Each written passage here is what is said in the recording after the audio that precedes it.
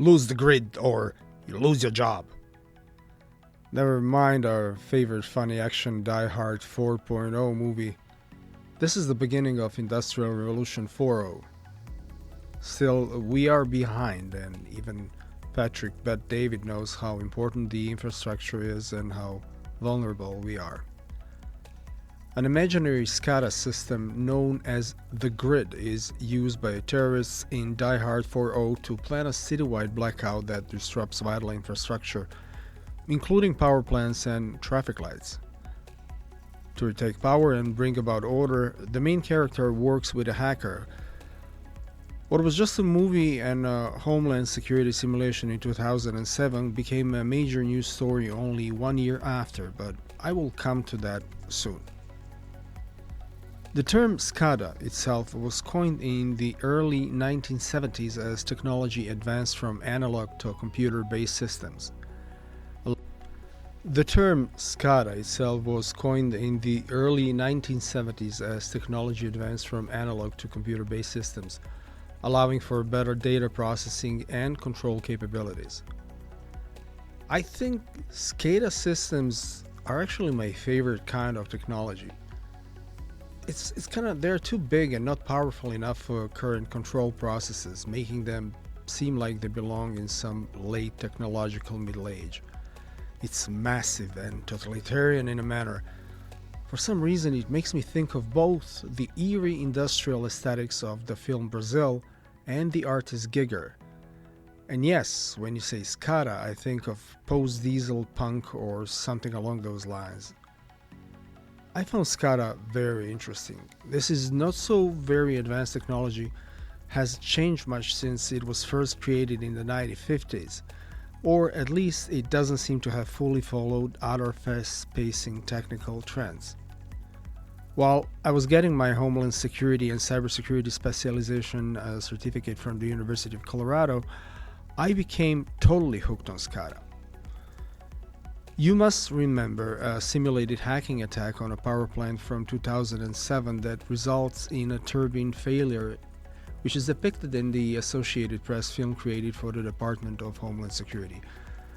The latter spins uncontrollably in the video, spitting smoke and bits of the turbine in the process. The Idaho National Laboratory, which has researched the little-known threats to the specialized electronic equipment that runs chemical, water, and electricity plants, created the film for influential U.S. policymakers. According to a U.S. source who spoke on condition of anonymity because the person was not permitted to publicly discuss such high-level briefings, Vice President Dick Cheney is one of the people who have viewed the tape. In 2008, 1 year after John McClane fought terrorism again, a well-known default password that the software manufacturer hard-coded into its system is used by a clever new malware attack that targets command and control software placed in critical infrastructures. Since at least 2008, when it was uploaded to product forums in Russia and Germany, the password has been accessible online. Recently, SCADA has been the subject of a lot of debate since it might be remotely attacked by hostile outsiders who wish to take over utilities for extortion, espionage, or damage. Recent incidents of SCADA attacks highlight the vulnerabilities in industrial control systems. There were not as many as you would expected. Some of the well-known are Stuxnet from 2010, targeting Iranian nuclear facilities. This advanced software destroyed centrifuges and represented a major advancement in cyber warfare against industrial systems. Then Shamoon in 2012, malware in this attack against Saudi Aramco, I think, overwrote data on more than 30,000 machines. However, because of efficient network segmentation, SCADA systems were not immediately impacted. Then in 2013, Bowman Dam, Iranian hackers gained access to a small dam SCADA system in New York. Luckily, the system was in maintenance mode, so no serious harm was done. I guess Iranian recon was sleeping. Also, black energy in 2015. This malware was used in one of the first successful cyber attacks on power grid, causing a power outage that affected about 230,000 people in Ukraine. And finally, crash override from 2016. This malware was specifically designed to attack electric grids and was involved in another incident that targeted a water company in the United States. We are so vulnerable that I don't even want to consider the possibility of a successful strike on nuclear facilities, both military and civilian. Numerous SCADA systems were created without taking security into account. Usually, they make use of antiquated technology devoid of contemporary security features like encryption and strong authentication techniques. And because of this, they are vulnerable to a range of cyber attacks such as viruses, denial of service attacks, and hacking. The attack itself, the attack surface of SCADA systems has increased due to their interaction with IT networks and became popular targets for cybercriminals because they usually depend on internet or satellite connectivity for remote management of geographically distributed assets. Unauthorized access and data tampering are made more likely by this dependence on external communication networks. Furthermore, cybercriminals might find it simple to take advantage of weaknesses in these systems due to insufficient remote access controls. The absence of active monitoring as well features in many SCADA systems makes it more difficult for them to identify questionable activity and effectively address cyber threats. Maintaining security requires regular software and hardware updates, but they're frequently disregarded because of operational difficulties. SCADA systems frequently use communication protocols that lack sufficient authentication or encryption, and this can make it simpler for attackers to jeopardize the integrity of operations by allowing unauthorized access and modification of system data.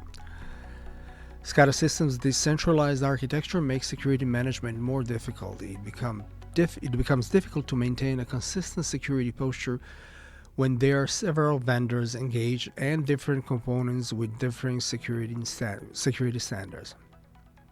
So disarray might result in uneven security measure implementation, raising the possibility of successful attacks. One of the earliest documented use of SCADA technology is the Mourne Municipal Generation Station in Burlington, Vermont, which utilized telemetry for remote monitoring of power generation processes. This marked a significant advancement in industrial automation, allowing operators to monitor key parameters like pressure and temperature from a central location without needing to be physically present at each site. Originally constructed in 1952 to handle power outages, the station grew to be an important component of the community's electrical system. Operators were able to effectively manage power generation operations because to its control room, which was an early example of centralized monitoring and control systems. Power plant control rooms were first control centers and were extended to nearby substations for SCADA functionality. Early SCADA systems were primarily based on mainframe computers and used proprietary communication protocols, which limited their networking capabilities. The first industries to adopt SCADA technology were primarily in the utilities sector, particularly power generation and water treatment. SCADA systems were initially developed to monitor and control electrical substations and distribution networks. Another early adopter of SCADA technology was the oil and gas sector. SCADA systems enabled the monitoring of pipelines, allowing operators to track pressure levels, detect leaks, and control valve operations remotely. Water treatment plants were also among the first to implement SCADA systems. These facilities needed constant oversight for managing water quality, flow rates, and chemical dosing. As SCADA technology evolved through the 1970s, it transitioned from analog systems to computer-based systems, further enhancing its capabilities and leading to widespread adoption across various industries, including utilities and water treatment. In industrial settings, AI can forecast maintenance needs by analyzing equipment performance data collected through IoT sensors, thereby minimizing downtime and operational costs. SCADA systems capabilities are increased by integrating Internet of Things technology, which improves decision-making and efficiency in a variety of industries. And perhaps we will discuss AI and IoT in a future episode. So what does SCADA's future hold? AI obviously, right? But also more applications accessing data and improved data management. Any of the 5 main SCADA types, poled, wired, wireless, report by exception, and hybrid, can be used by management systems. Additionally, you have a choice between wired and wireless options. Like also sensor-equipped IoT devices can collect data in real time from a variety of sources, which SCADA systems can subsequently examine. SCADA systems can carry out more accurate control instructions to maximize operations by utilizing IoT data.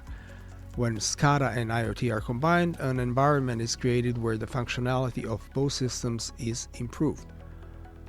While IoT broadens the scope of devices that might be watched over and managed, SCADA offers strong real-time monitoring capabilities. Yes, SCADA systems might be vulnerable to cybersecurity risks because of the increasing connection brought about by the Internet of Things. But it is crucial to guarantee system dependability and data integrity. SCADA systems are made to react quickly to urgent circumstances. Any IoT integration-related data transfer lag could have detrimental effects on operational safety. SCADA systems will most likely incorporate cloud-based solutions and data analytics integration in the future. Advanced analytics tools will enable better insights from the data collected by SCADA and IoT devices, simplifying operational optimization and predictive maintenance. SCADA systems are undergoing significant transformation to remain relevant in the modern industrial landscape.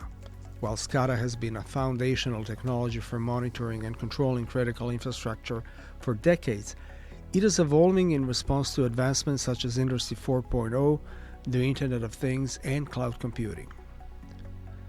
Decentralization of energy sources, in my opinion, might be the answer, because if a single large system is so vulnerable, there's no point in continuously trying to fix it. Instead, we might adopt a guerrilla strategy in which each small community has its own energy source and any excess energy can be stored, sold, or given to less fortunate communities upon request via fuel line cables according to receiver's need. So, even in the event of crisis, it will most likely have a local flavor. Very low chances of core damage and radioactive leakage are said to be characteristics of the accident probability in SMRs.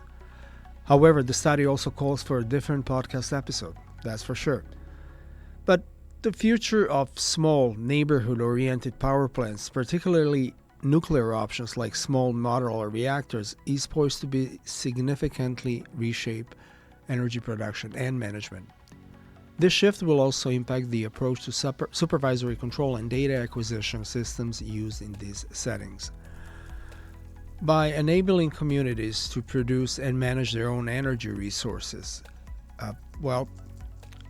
it's these systems, sources like wind and solar, these systems can improve energy resilience and lessen dependency on the conventional grid. And this tendency is complemented by the development of SMRs, which offer a small, effective nuclear alternative that can be used in cities or to replace obsolete fossil fuel facilities.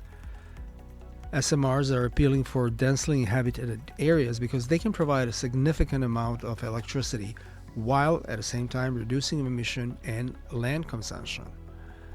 By lowering transmission costs and enabling local energy production, the combination of microgrids with SMRs can result in a significant financial benefits for communities.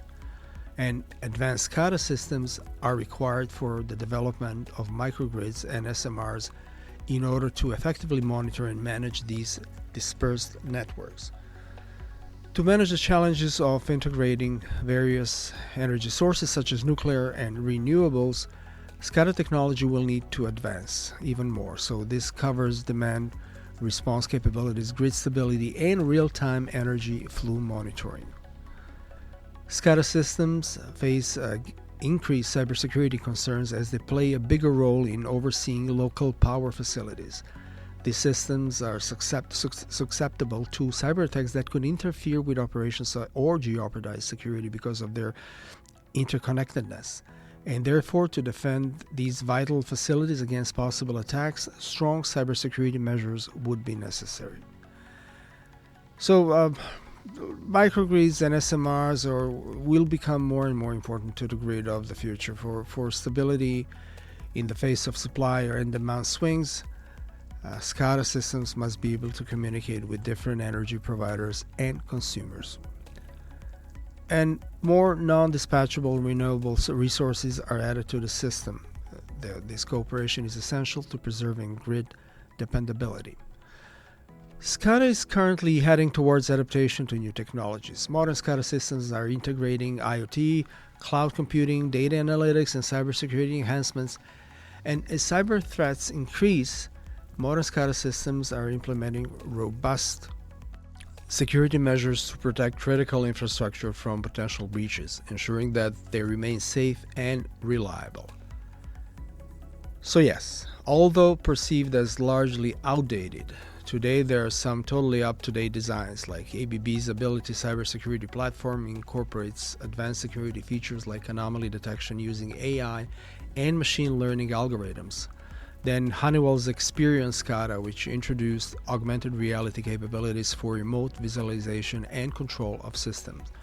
Then there's a Schneider Electric's Echo structure, which integrates edge computing with SCADA systems for real-time analytics and control at a machine level. Then there's a Siemens MindSphere platform, which offers sophisticated cloud-based SCADA solutions with robust analytics and IoT capabilities. And General Electric's Predix platform, another leader in cloud-based SCADA systems that integrate IoT and AI functionalities. So perhaps it's time to dispel the myth that SCADA systems are incredibly outdated, or is it really? Well, we should all choose our online news source carefully, just like we would with anything else. So lose your grip on shallow analysis so you don't lose touch with reality. So stay selective. Bye-bye.